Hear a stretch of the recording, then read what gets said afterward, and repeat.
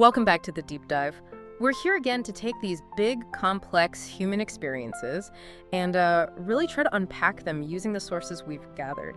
Today we're tackling something deeply personal, something that sits right on that fault line between faith and doubt.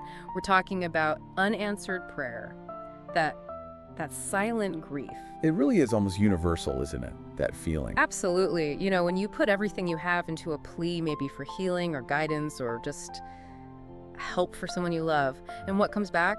Silence. Just an echo. And that silence, that perceived absence, it forces people down starkly different paths. That's the paradox, right? Our sources show it leads some to reject the whole idea, just outright rejection. While others, they persist. They hold on, sometimes even stronger. So we've got a really fascinating set of materials today. We've looked into empirical studies, philosophical critiques going way back. Yeah, Enlightenment thinkers, 19th century philosophers. And then also these really profound theological ideas, mystical traditions from all over the world, actually. It's going to be quite a journey. Because what we're really looking at here isn't just a disagreement about, whether prayer works. It's about two fundamentally different ways of seeing the world. Okay, so what's our mission for this deep dive then? Well, our goal is to really get inside both perspectives. Why does the skeptic demand that hard, verifiable evidence? And why does the believer find meaning, find connection, even when all they hear is silence? We want to understand the foundations of that split. All right, let's start with the skeptical case. It seems primarily rooted in, empirical reasoning, science. Naturalism. That's right. The core argument, the first hurdle for them, is the demand for evidence. Simple as that. If prayer is supposed to cause something supernatural to happen in the natural world. Exactly, like healing someone or changing an outcome, those effects should be measurable, verifiable, repeatable, ideally. And if you can't measure it, then the skeptic concludes the mechanism probably isn't doing anything. It's inert. No external force is acting. It's kind of amazing, though, the lengths people have gone to actually test this. Our sources mention a huge study, the STEP project from 2006, cost millions. Oh yeah, the study of the therapeutic effects of intercessory prayer. $2.4 million. A massive undertaking. And what did this huge study find? Did praying for cardiac patients help? Well, the results were pretty stark, especially for anyone hoping for proof of intervention. They looked at over 1,800 bypass patients and found absolutely no discernible health benefits for the groups being prayed for by distant congregations. Zero. Wow. Zero effect. Actually, it was slightly worse than zero in one group. The patients who knew they're being prayed for, they had a slightly higher rate of complications. Really? Why? The researchers speculated it might be performance anxiety or stress, like, oh great, people are praying, now I really need to get better. But the bottom line for the skeptic was that this large-scale, expensive test failed to show any positive effect. Confirmation of their view. No supernatural intervention detected. So, if the science doesn't back it up, how does the skeptic explain why believers feel like it works sometimes? Is that just seeing what you want to see? That's where confirmation bias comes into the explanation, the psychological lens. Believers remember the times a prayer seemed to be answered the hits, and they tend to forget or rationalize away the countless times it wasn't the misses. Or they discount studies like STEP. It reinforces the feeling, regardless of the objective data. Okay, so there's the lack of scientific proof, but the rejection goes deeper, doesn't it? Philosophically. Oh, absolutely. This isn't new. Go back to the Enlightenment, the Age of Reason. Thinkers like David Hume were already asking tough questions. Like what? Like, if God is all-powerful and knows everything, why does he need us to ask him for things? Why petition an unchanging being? Good point. And Voltaire, he was pretty sharp-tongued about it too, right? He certainly was. Mocked prayer as the wings of the soul that just flap around going nowhere, basically suggesting it's wishful thinking, projecting human desires onto an indifferent cosmos. That tone seems to get even stronger later on, like with Nietzsche in the 19th century. Nietzsche was particularly blistering. He didn't just see prayer as pointless. He saw it as a sign of spiritual weakness. Laziness, almost. Laziness. How so? He called it a refuge for the intellectually inert. He felt it was a way to avoid taking real action, real responsibility, just asking for help instead of engaging with the world. He also had that famous line about newspapers replacing prayer. Yeah, that the modern person fills the void left by genuine spiritual discipline with, the daily news. A secular distraction replacing sacred duty. quite the critique. So this long history of philosophical dismissal feeds right into the modern psychological view, doesn't it? Like Freud's ideas. It does. It connects directly to the projection theory. Thinkers like Feuerbach and then Freud in The Future of an Illusion. Their argument is essentially that God, or the gods, are psychological projections. We feel small, helpless, afraid of death and randomness. So we invent a powerful parent figure in the sky. Pretty much. An imaginary parent we can appeal to for comfort, for order. Freud acknowledged the feeling of comfort might be real, but he argued its source was entirely internal, a coping mechanism, born of human need. Okay, so we have no empirical evidence, centuries of philosophical doubt, and a psychological explanation. It all seems to build towards one major logical problem. The problem of evil. Exactly. It's the big one, traced all the way back to Epicurus. Remind us of the core logic there. If God is supposed to be all-powerful, meaning, he can intervene, he can answer prayers, And he's also supposed to be all good meaning. He wants to help. He loves humanity. then why? Yeah. Why does horrific suffering exist? Why do children die? Why are prayers for relief met with silence time and time again? So unanswered prayer becomes Exhibit A in the case against that kind of God. For the skeptic, yes. It looks like powerful evidence that either God is not all-powerful, not all good, or maybe just not there at all. And we see this playing out culturally too, right? In highly secular societies. Definitely. Our sources point to places like Scandinavia, the UK, Czechia, where prayer, for many people, has become a purely private thing.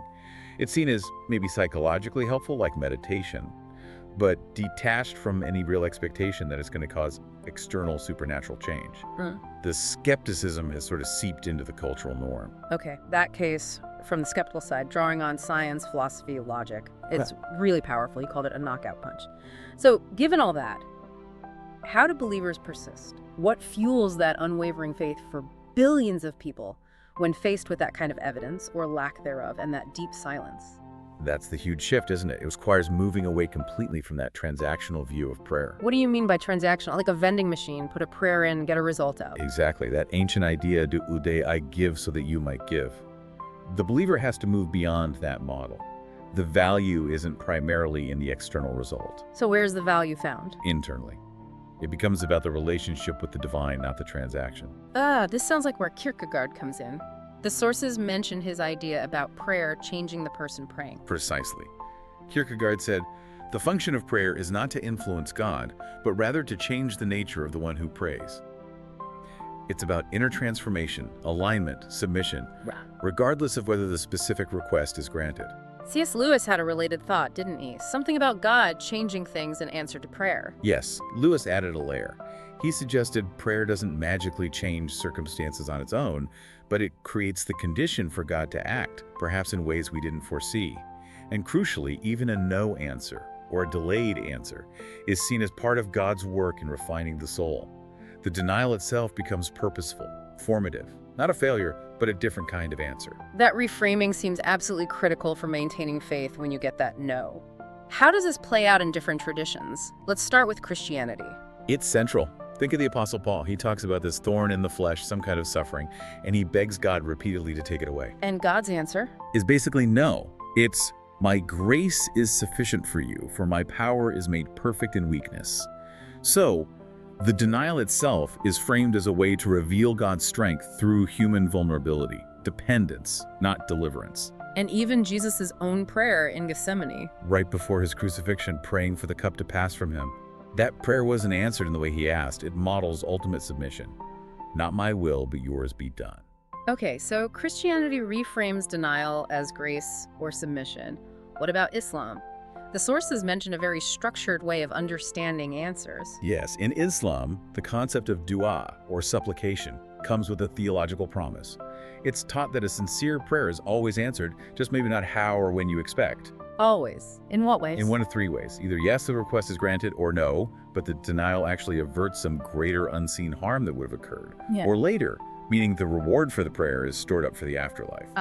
So there's never really an unanswered prayer, just different kinds of answers? From that perspective, yes. Yeah. It cultivates tawakkul, this deep, profound trust in Allah's wisdom and timing, even when things look bleak or confusing in the moment. And Judaism, how does tefillah handle the silence? In Jewish tradition, tefillah, prayer, is often emphasized as dialogue, as relationship, sometimes even as wrestling with God. It's about the ongoing connection. And the Talmud actually has this idea that prayers that seem unanswered on earth aren't wasted. They accumulate. They become like merits or deposits credited to you in the world to come. So the act of persistent prayer itself has value, even without an immediate visible result. Exactly. The continued reaching out, the refusal to give up on the dialogue despite the silence, becomes a powerful spiritual act in itself. Let's talk more about that silence. The sources bring up mystical traditions and this idea of the dark night of the soul. That sounds intense. It is. It's a concept most famously articulated by the Christian mystic St. John of the Cross. It describes periods of profound spiritual desolation where God feels utterly absent. Silence, emptiness. That sounds like the opposite of comforting. How is that seen as productive? It's seen as a necessary purification, a painful but crucial stage. The idea is that it weans the soul off dependence on spiritual consolations, feelings of closeness, answered prayers, emotional highs. So it forces faith to mature, to move beyond needing constant positive reinforcement. Precisely.